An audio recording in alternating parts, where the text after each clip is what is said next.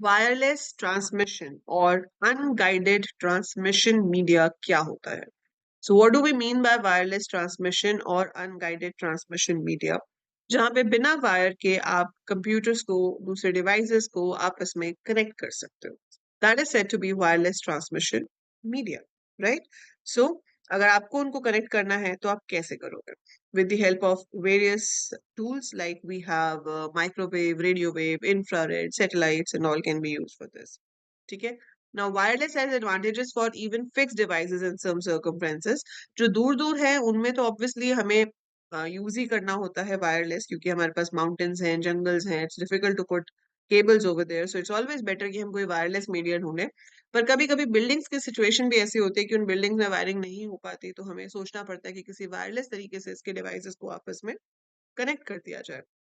तो wireless media समझने के लिए आपको इलेक्ट्रोमैग्नेटिक स्पेक्ट्रम का थोड़ा सा बेसिक नॉलेज होना चाहिए। When electrons move they create electromagnetic waves that can propagate through space even in a vacuum. These waves were predicted by the British physicist James Clerk Maxwell in 1865 and first observed by the German physicist Heinrich Hertz in 1887। तो that's why उनके नाम पे ही जो हम major करते हैं उसको hertz में मेजर करते हैं। ठीक है?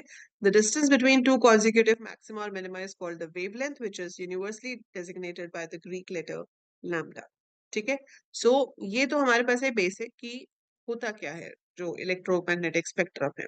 सो ये सब आपको पढ़ने की जरूरत नहीं है, बट थोड़ा सा आइडिया होना चाहिए कि आपकी जनरल फ्रीक्वेंसीज कैसे रेंज में होती हैं।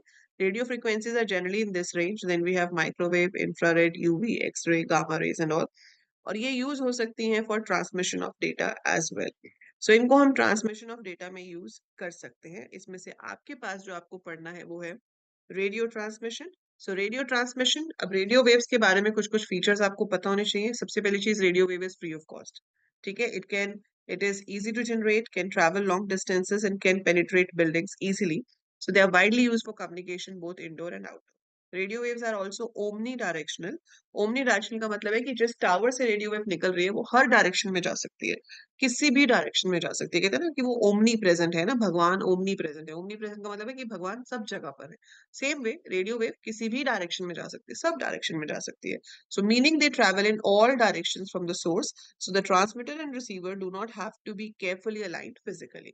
तो अब किसी भी डायरेक्शन में डेटा वहां से जा सकता है।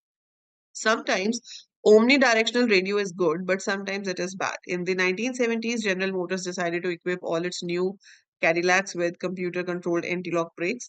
When the driver stepped on the brake pedal, the computer pulsed the brakes on and off instead of locking them on hard. So ये इन्होंने एग्जाम्पल दिया हुआ है कि जरूरी नहीं है कि ये चीज हमेशा अच्छी ही हो, इसके नुकसान भी हो सकते हैं। तो for that they have just given an example कि वो कार जो है वो क्रेजी बिहेव करने लग गई because of the wrong signals being delivered to it। ठीक है? So eventually a pattern begin to emerge, तो उन्होंने इसको थोड़ा सा डायरेक्ट करना शुरू किया। ठीक है? और अकॉर्डिंगली रेडियो वेव को थोड़ा संभल के यूज करना शुरू किया। The properties of radio waves are frequency dependent. मतलब आपकी जो प्रॉपर्टीज आप रेडियो वेव्स की कहोगे वो अलग अलग फ्रीक्वेंसी पे अलग अलग हो सकती है। जैसे कि अगर कम फ्रीक्वेंसी है, at low frequency, radio waves pass through obstacles well, but the power falls off sharply with distance from the source.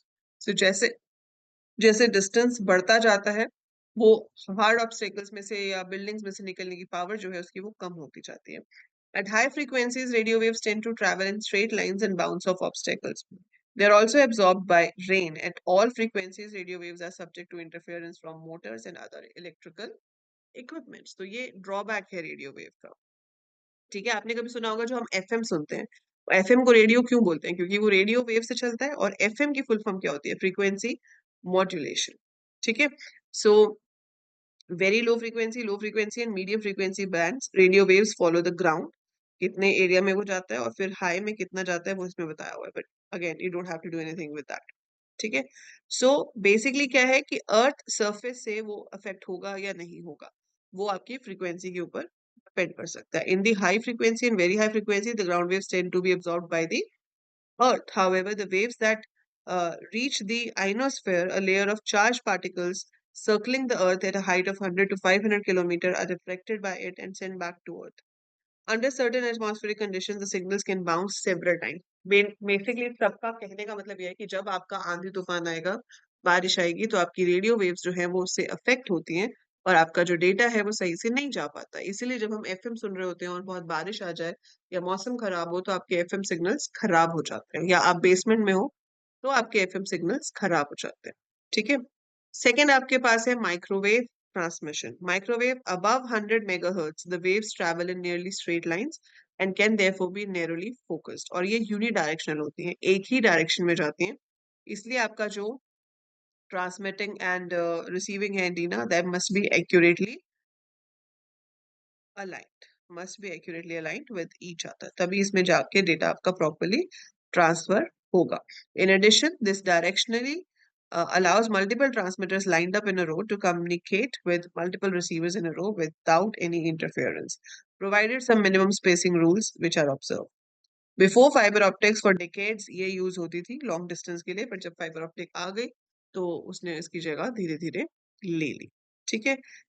Since the microwave travel in a straight line, if the towers are too far apart, the Earth will get in the way.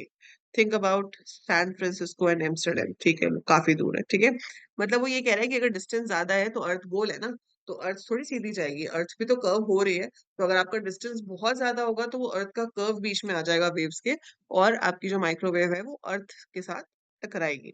तो इसलिए हमें कुछ कुछ distances के बाद यहाँ पर transmitters और रिपीटर्स लगाने पड़ते हैं। Unlike radio waves at lower frequencies, microwaves do not pass through buildings well. In addition, even though the beam may be well focused in the transmitter, there is still some divergence in space. Some waves may be reflected off low-lying atmospheric layers and may take slightly longer to arrive than the direct waves. The delayed waves may arrive out of phase with the direct wave and thus cancel the signal. तो इसमें ये क्या कह रहा है कि जब signals पास हो रहे होते हैं तो कुछ सिग्नल हैं जो स्लो हो जाते हैं और कुछ सिग्नल्स अपनी स्पीड पे जा रहे होते हैं।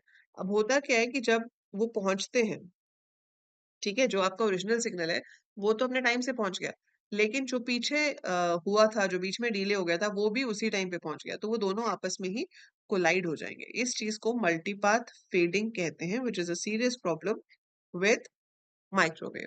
तो ये चीज आपको पता होनी चाहिए। ये आपसे वाइवा में पूछ सकते हैं या आपसे 2 मार्क पे पूछ सकते हैं कि what is multipath fading in microwave, कि हमारे पास एक ये वेव जा रही है इस फ्रीक्वेंसी वाले में, ठीक है, और ये थोड़ी सी नीचे हो गई बाय चांस और स्लो भी हो गई, इतने में पीछे से एक और वेव आ गई, वो चली गई आगे, अब ये वापस आकर उसी के साथ जुड़ गई, तो अब नई वाली वेव भी आ गई थी और जो डिले हुई थी वो भी वापस ओरिजिनल पे आ गई, तो वो दोनों क्या हो जाएंगे, आपस में मिक्स हो जाएंगे, तो डेटा किसी का भी सही से नहीं पहुंचेगा, तो वो कोलाइड हो जाएगा। उसे हम मल्टीपाथ फीडिंग कहते हैं। So the demand for more and more spectrum drives operators to yet higher frequencies. Bands up to 10 gigahertz are now in routine use, but at about 4 gigahertz, a new problem sets in, that is absorption by water. These waves are only a few centimeters long and are absorbed by rain. This effect would be fine if one were planning to build a huge outdoor microwave oven for roasting passing birds, but for communication, it's a severe problem. ठीक है, तो ये आपके पास issues हैं कि वो कह रहा है माइक्रोवेव ओवन बना लो कि जो बर्ड वहां से निकले वो रोस्ट हो जाए, है ना, और वो आपको मिल जाए, but not for communication. So that is kind of, you know, trying to put a joke in the textbook, but anyhow. So, in summary, microwave communication is so widely used for long distance telephone communications, mobile phones, television distribution, and other uses that a severe shortage of spectrum has developed. It has several significant advantages over fiber. The main one is that no right of way is needed. आपको permission नहीं लेनी पड़ती है government से कि हमें cable बिछानी है, तो हमें जगह दो, हम वहाँ पे खोदना चाहते हैं, केबल्स बिछाना चाहते हैं, है ना। And by buying a small plot of ground every 50 kilometer and putting a microwave tower on it, one can bypass the telephone system and communicates directly. Okay, so this is how MCI managed to get started as a new long distance telephone company so quickly. So they've just given an example. It's relatively inexpensive in comparison to fiber optic. Putting up two simple towers and putting antennas on each one may be cheaper than buying 50 kilometer of fiber through a congested urban area or up over a mountain, and it may also be cheaper then leasing the telephone company's fiber, especially if the telephone company has not yet even fully paid for the copper it ripped out where it was on the fiber. Leasing का मतलब क्या है कि आप खुद की copper wire या खुद की फाइबर ऑप्टिक नहीं बिछा रहे हो, किसी और कंपनी ने फाइबर ऑप्टिक बिछाई हुई है, आप सिर्फ उनको पैसे दे रहे हो उसको यूज करने के लिए। तो वो कह रहे हैं कि उसको लीज करो या खुद की बिछाओ, उससे कहीं ज्यादा चीप और बेटर आपकी माइक्रोवेव होती है। ठीक है, सो दैट्स योर माइक्रोवेव। फिर उसके बाद है infrared and millimetre waves. Infrared क्या होती है? Infrared is like TV remotes, है ना, या कुछ टॉयज में यूज होती है। वीसीआर के रिमोट्स, एसी के रिमोट्स, उसमें वो रेड लाइट्स ही होती है आगे। आप अगर वो अलाइंड है तो वो काम करेगा, अदरवाइज वो काम नहीं करेगा। It can not pass through any hard obstacle, ये किसी भी सॉलिड चीज को पास नहीं कर सकती है। Waves do not pass through solid walls well, ठीक है, तो कुछ नहीं कर सकती है। तो अगर आप एक ऐसे रूम में ट्रांसमिशन करना चाहते हो कि सिग्नल उस रूम के अंदर ही रहे, तो वहां पर हम फिर भी इंफ्रारेड को यूज कर सकते हैं। Similar way, we have light wave transmission that also comes under unguided optical signaling. ठीक है, सो ये जैसे होता है ना कि लाइट्स मार के हम सिग्नल सेंड करते हैं, ठीक है, तो लेजर्स की हेल्प से इसके अंदर डेटा जो है वो सेंड हो सकता है। A disadvantage is that laser beams can not penetrate rain और thick fog, but they normally work well on sunny days. However the author once attended a conference, ठीक है, छोड़ो इसको। बट मेन चीज ये है कि वो रेन और फॉग से क्रॉस नहीं हो सकती है। सिर्फ जब मौसम अच्छा होगा तो काम करेगी, अदरवाइज काम नहीं करेगी। ठीक है, सो ये आपके पास हो गई, ये एग्जाम्पल है कि यहाँ पे दो पास पास बिल्डिंग्स है, इनको आपस में डेटा ट्रांसमिट करना है। तो यहाँ पर इन्होंने लेजर बनाया, इसके ही हाइट में बिल्कुल यहाँ डिटेक्टर है, इसका यहाँ लेजर भेजने वाला है और ये इसकी ही बिल्कुल हाइट में डिटेक्टर है। तो जब हम यहाँ से सेंड करेंगे तो ये इस डिटेक्टर के पास जाना चाहिए, यहाँ से सेंड करेंगे तो इस डिटेक्टर के पास जाना चाहिए। अब प्रॉब्लम क्या हो गई कि भाई हीट थी बिल्डिंग के ऊपर, बहुत गर्मी थी, गर्मी ज्यादा हो गई, बारिश में तुमने वैसे ही कहते नहीं चलेगी, फॉग में भी नहीं चलेगी। अब जब बहुत ज्यादा हाइट होगी तो ये बिल्डिंग के ऊपर से हाइट जनरेट हो रही है, तो जब यहाँ से लेजर हिट होगी तो ये हाइट की वजह से ये लेजर का पाथ थोड़ा बदल जाएगा और ये ऊपर की तरफ चली गई, तो it will miss the detector over है। तो जब वो डिटेक्टर को मिस कर देगा तो कम्युनिकेशन नहीं हो पाएगी। तो ये इसके साथ प्रॉब्लम है, इसलिए इसको हम ज्यादा यूज नहीं करते। फाइनली है कम्युनिकेशन सैटेलाइट्स। तो satellites is the best way of sending data wireless way में, with the most expensive one also. ठीक है, so people try to set up communication system by bouncing signals off metallized weather balloons. Unfortunately, the received signals were too weak to be। अच्छा, ये तो सारी कहानी है इसके पीछे की, ये कैसे डेवलप हुआ। ठीक है, सो यहाँ पर है आपके पास communication satellite can be thought of as a big microwave repeater in the sky. It contains several transponders, each of which listen to some portion of spectrum, amplifies the incoming signal, and then rebroadcast at another frequency. आपने देखा होगा कभी जब आप Airtel का dish लगवाते हो या टाटा स्काई का डिश लगवाते हो, तो वो डिश को एक पर्टिकुलर फ्रीक्वेंसी पे सेट करके जाते हैं कि इस फ्रीक्वेंसी पे सिग्नल्स जो हैं रिसीव होंगे। और कभी खुदा ना खास्ता आपके घर के छत पे बंदर आ जाते हैं, तो वो आपके एंटीना को हिला देते हैं और फिर आपका टीवी सही से नहीं आता। आजकल तो खैर अब ऐसा कुछ रह ही नहीं गया, सब ओटीटी पे चल रहा है, बट जब हम चैनल्स देखते थे, ठीक है, तो क्या होता था कि ऊपर से एंटीना हिल गया, अब हमारे टीवी सिग्नल्स ठीक से नहीं आ रहे। फिर वो उनको बुलाते थे, वो उसको फिर से सही डायरेक्शन में करके जाते थे, सेम फ्रीक्वेंसी पे सेट करके जाते थे, ताकि आपका वो सही से चल सके। सो सैटेलाइट्स पे क्या होता है कि यहाँ नीचे से एक पर्टिकुलर फ्रीक्वेंसी से सिग्नल भेजे जाते हैं सैटेलाइट पे, सैटेलाइट उसको फर्दर आगे पास करती है जहाँ पे भी पास करना है, जहाँ रिसीवर उसी फ्रीक्वेंसी पे उसको रिसीव करता है। सैटेलाइट आपकी यूजुअली गवर्नमेंट ओन्ड होती है, ठीक है, लेकिन जो दूसरी कंपनीज हैं वो उसको पे करती हैं to use the frequency bands. So companies pay the government for using the frequency bands which the satellites provide. ठीक है, सो सैटेलाइट्स, या दैट्स अबाउट सैटेलाइट्स। तो ये आपके पास कुछ मेन मेन सैटेलाइट्स हैं जो हम क्या कहते हैं परचेज करते हैं, उनकी बैंडविड्थ, उनका space, so that we can use it, the companies can use it basically. ठीक है, यहाँ पर आपको बैंड्स बताए हुए हैं कि कौन कौन से बैंड्स की कितनी कितनी फ्रीक्वेंसीज होती हैं और उनमें क्या क्या प्रॉब्लम हो सकती है। सो जो लो बैंडविड्थ है वो तो बहुत ही ज्यादा क्राउडेड है। ठीक है, इसमें आपके पास टेरेस्ट्रियल इंटरफेरेंस हो सकती है, इसमें रेन की प्रॉब्लम हो सकती है, इसमें rain and equipment would be very expensive. So next highest band available to commercial telecommunication carrier is KU, K under band. This band is not yet congested and at these frequencies satellites can be spaced as close as 1 degree. ठीक है, तो ये हमारे पास advancements होती रहती है। जैसे आपको इंटरनेट में पता है कि पहले 3G सिग्नल थे, 4G, अब 5G सिग्नल्स हैं। तो हमारा इंटरनेट भी दिन ब दिन फास्ट होता जा रहा है क्योंकि ये सिग्नल्स इंप्रूव होते जा रहे हैं। जो वायरलेस सिग्नल्स हैं, सैटेलाइट्स और फास्ट होती जा रही हैं। और सैटेलाइट्स में भी फिर हमारे पास डिफरेंट तरह के सैटेलाइट्स हैं, जैसे कि आपके पास एक तो हो गई ये वाली जियो स्टेशनरी सैटेलाइट्स, ठीक है, दूसरी आपके पास हो गई ये वाली मीडियम अर्थ ऑर्बिट सैटेलाइट्स, ठीक है, low earth orbit satellites, so this, जो बच्चे साइंस स्ट्रीम से आए हैं कंप्यूटर साइंस में, आप ये पढ़ोगे तो आपको फिर भी कुछ कुछ समझ आ जाएगा। ठीक है, जो साइंस स्ट्रीम के नहीं है उनको थोड़ी सी डिफिकल्टी हो सकती है इसको पढ़ने में, बट एक रीडिंग दे लेना, इसके ऊपर बहुत कोई डिटेल क्वेश्चन आता नहीं है। But just for your general knowledge, just read it through.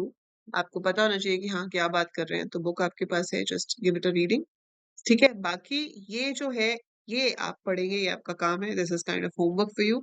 Satellites versus fibre. Satellite is the best wireless transmission media in terms of bandwidth, in terms of speed, in terms of attenuation, in terms of everything.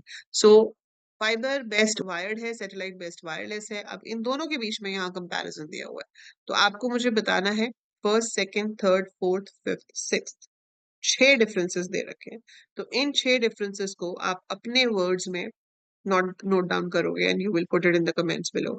सो देखते हैं कि आपको कितना समझ आया है इसको पढ़ के। ठीक है, आपके पास बुक है तो बहुत अच्छी बात है, नहीं है तो मैं इसको थोड़ा सा छोटा कर देती हूँ ताकि आप पढ़ पाओ, यहाँ से स्क्रीनशॉट ले लो एंड रीड दिस आउट। ठीक है, इसको पढ़िए और अपनी लैंग्वेज में ये क्या मेन डिफरेंसेस हैं between fibre optics and satellite, इसको आप समझिए and right it down in the comments below. ठीक है, और जो ऐप पे देख रहे हैं इस वीडियो को, आप मुझे इसका आंसर चैट में भेज सकते हैं। ठीक है, या फिर आप मुझे व्हाट्सएप पे कर सकते हैं। So this you have to write yourself the difference between satellite and fibre and send me the answer. So this is in chapter 2 of the book Tenenbaum, Computer Networks by Tenenbaum. ठीक है? So that is it for this video. I'll see you in the next one with another topic related to your computer networks. Bye for now.